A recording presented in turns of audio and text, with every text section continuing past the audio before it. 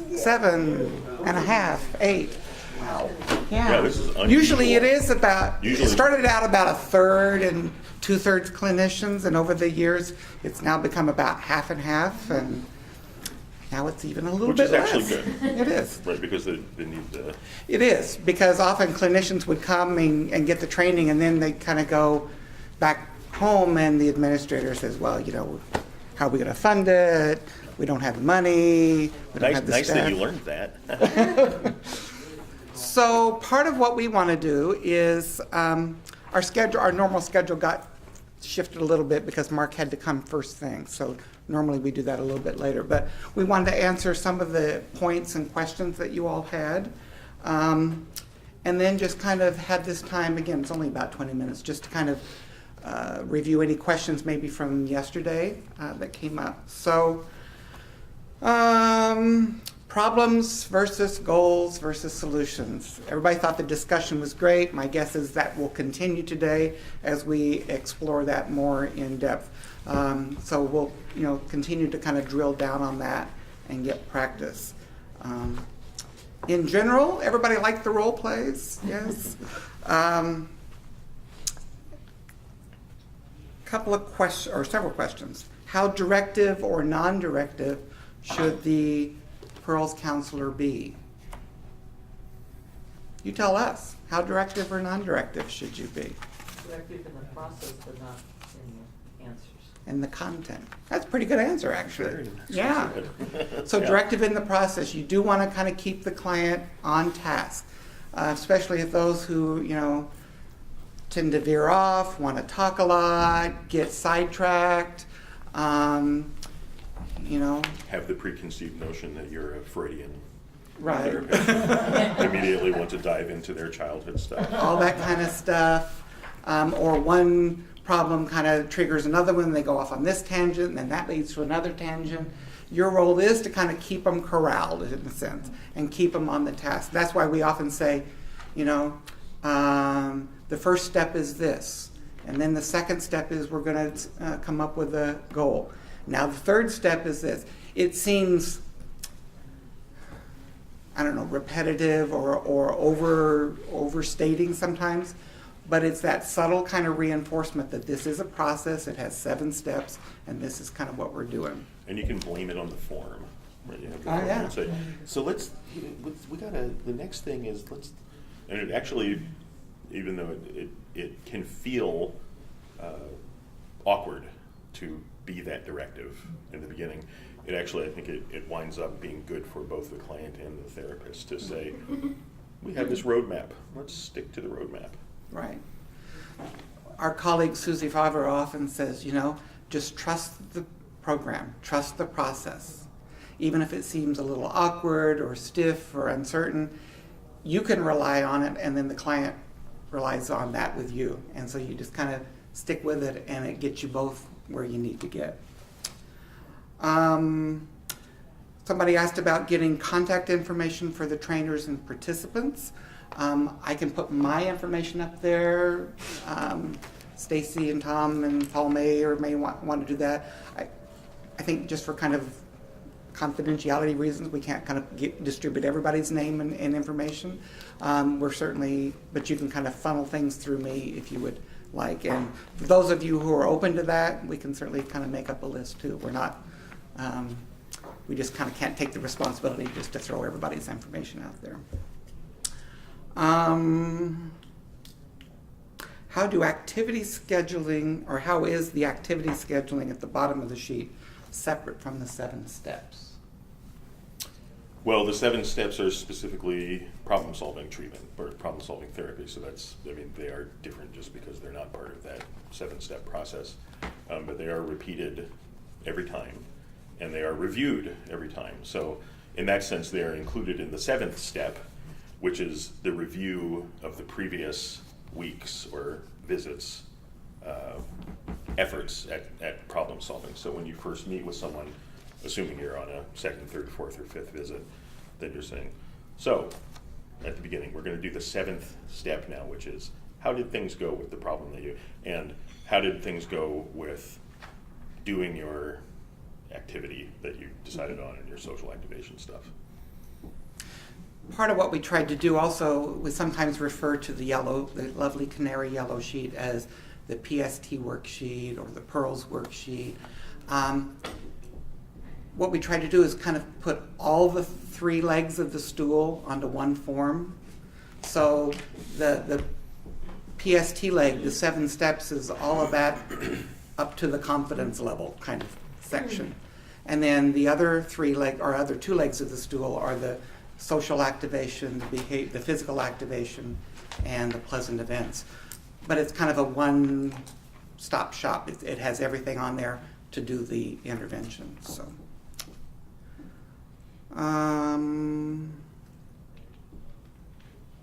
I wrote something down and I have no idea what it means.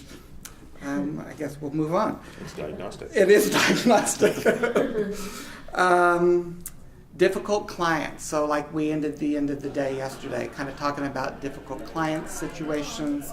We'll continue to kind of work on that to help demonstrate as well as have you all kind of get some practice. Somebody asked about being the case manager and the Pearls counselor. How do you balance that? Our recommendation is you don't. So we certainly get that, funding being what it is, agencies don't often have the ability to hire lots of different staff with very discrete kind of duties. So it often is that somebody, for example, if they're a full-time employee, they may have part of their caseload would be case management clients, and they also part of their responsibilities may also be being a Pearls counselor. That happens frequently. But what we suggest is for those clients that you're the Pearls counselor, you're only the Pearls counselor with those clients. Somebody else, Tom's the case manager for those clients that I'm the Pearls counselor. For those clients that you're the case manager, then you'd be case manager, and somebody else is the Pearls counselor with them. For you to hold both hats with one client just is too confusing for you and for the client, and I think it's hard to know what mode am I in right now. So I think it's really being able to kind of be clear how you're going to hold that. Because case management often involves doing for, and doing for them. doing things for your client, whereas really the thrust of this is to get people to make efforts on their own behalf. So it can be a very, very muddy thing to one day be saying, all right, I'm going to help you get your heat paid for and your Meals on Wheels set up, but then the next day I'm going to be saying, well, what are you going to do for yourself? It's just a tough thing to manage. That being said, I will veer from script a little bit and say that I think that PST on its own, is a very valuable therapy tool for anyone who is doing any kind of therapeutic work. Or even case management work. Or case management work, right. I mean, it's pretty concrete, pretty simple. But don't tell those guys. They'll flog me. So I'm wondering, with your project group, is that kind of coming up for you all in terms of how you're going to do PST and not case management, but it's always your client? I mean, as far as I know. Yeah, it is always our client. Right.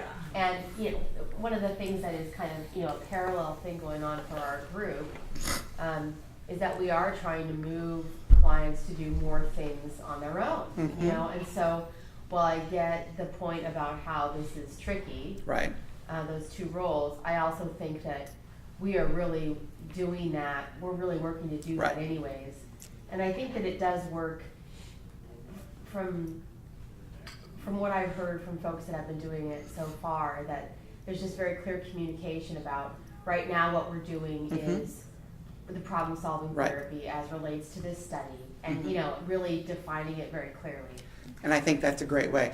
Just for everybody to know, they're doing a research project where their current case managers, social workers, are then going to kind of add on a different service around adherence and using motivational interviewing and problem-solving therapy.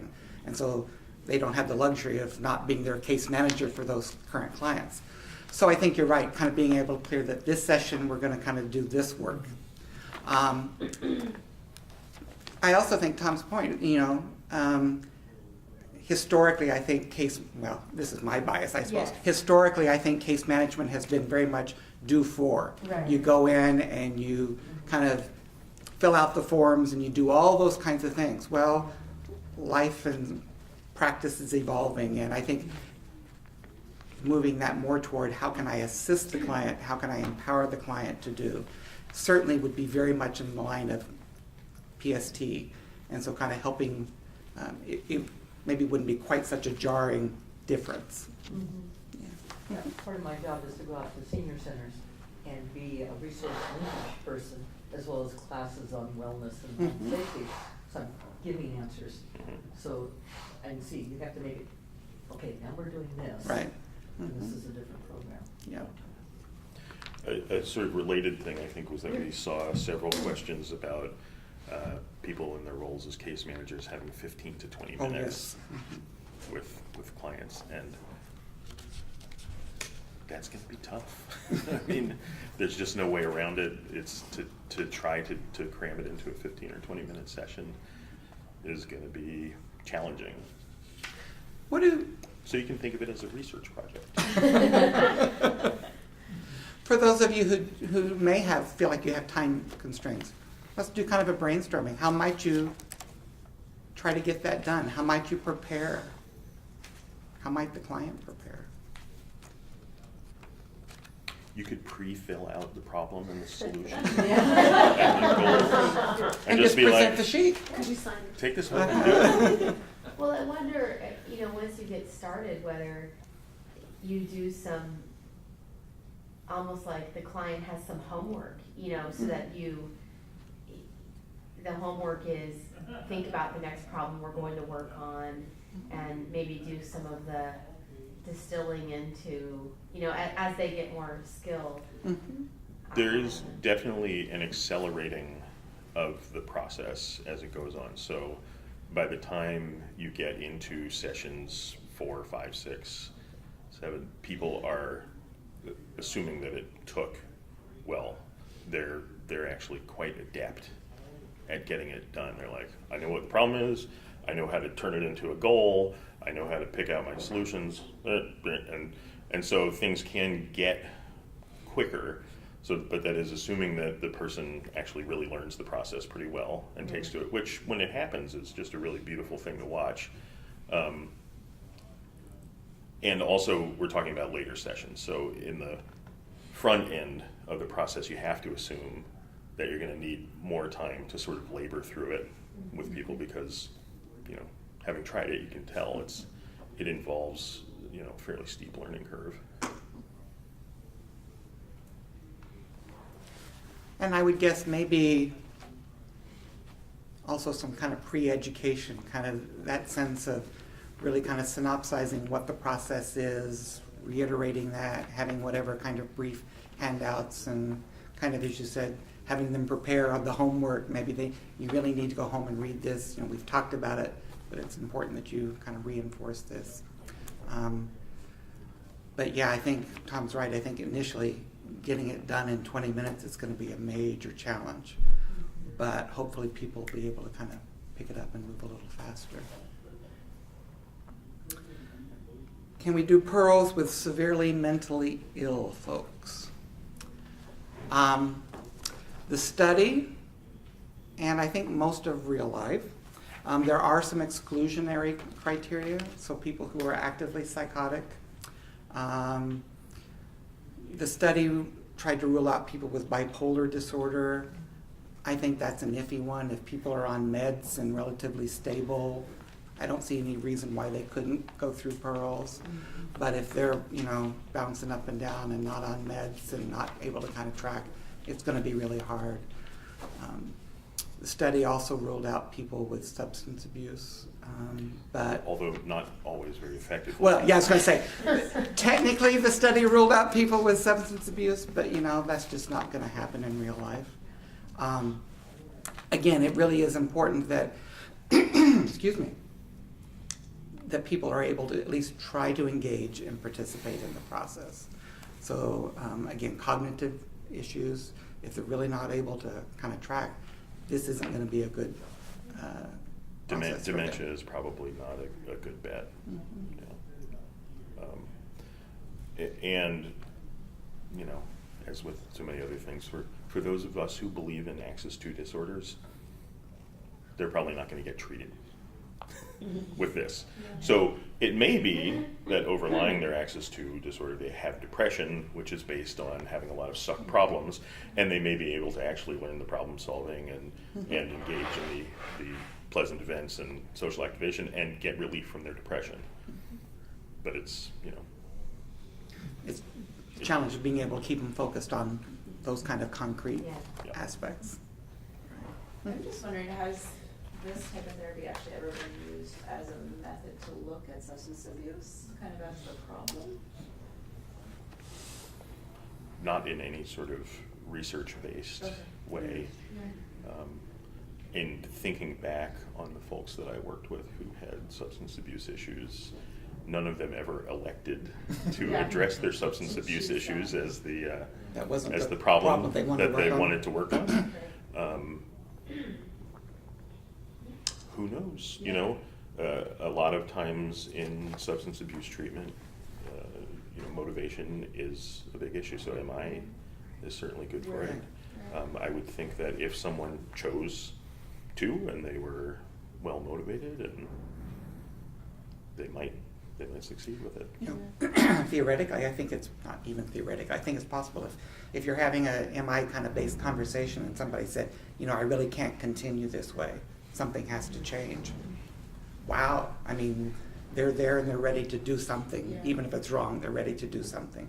I think you could go through a PST process and kind of really focus them in on what aspect of that could they start to change.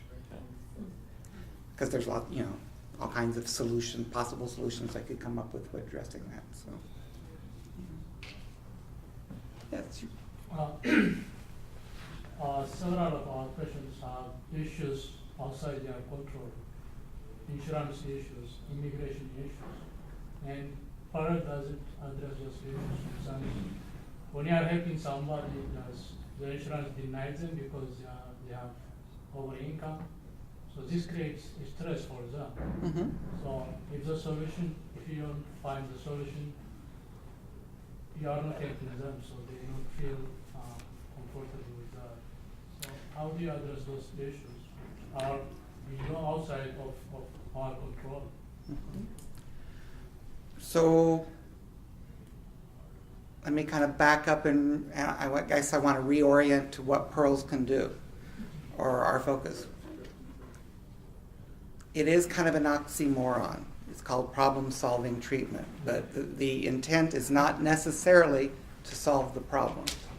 The intent is to help people learn how to deal with whatever those life problems are, whether they're in their control or outside of their control, in a sense of how they're going to cope and deal with that. So, for example, if they were denied benefits, that's a problem that, you know, they didn't have choice over whether they were approved or denied. But they do have choice of what they're going to do with that. So you can help problem solve that. Well, I didn't get this, so what's the next step? How do I want to get the money that I'm going to need? What are my choices? Or how do I manage that stress? How do I manage that stress? If I essentially have to downsize my life and my choices, how am I going to do that? You know, when we were doing the role play yesterday, and my character said to Eddie that, you know, my life was somewhere between crap and shitty, you know, that's actually a reflection of the sort of choice spectrum that a lot of the people that we work with have, right? And so when you're doing the possible solutions and then weighting them in terms of advantages and disadvantages, oftentimes what is happening is that people are sort of taking a very careful inventory of their choices and picking the shit sandwich that has the least shit in it, right? Just to be really blunt, they don't always have good choices. And so the idea is to exercise whatever measure of control they do have, which in the case of you know, being denied benefits or any number of other things. Of course, we can't control that, and the clients can't control that either. So just, given that life throws us a lot of curveballs and knockout punches, okay, so how do you keep living and not sort of succumb to hopelessness?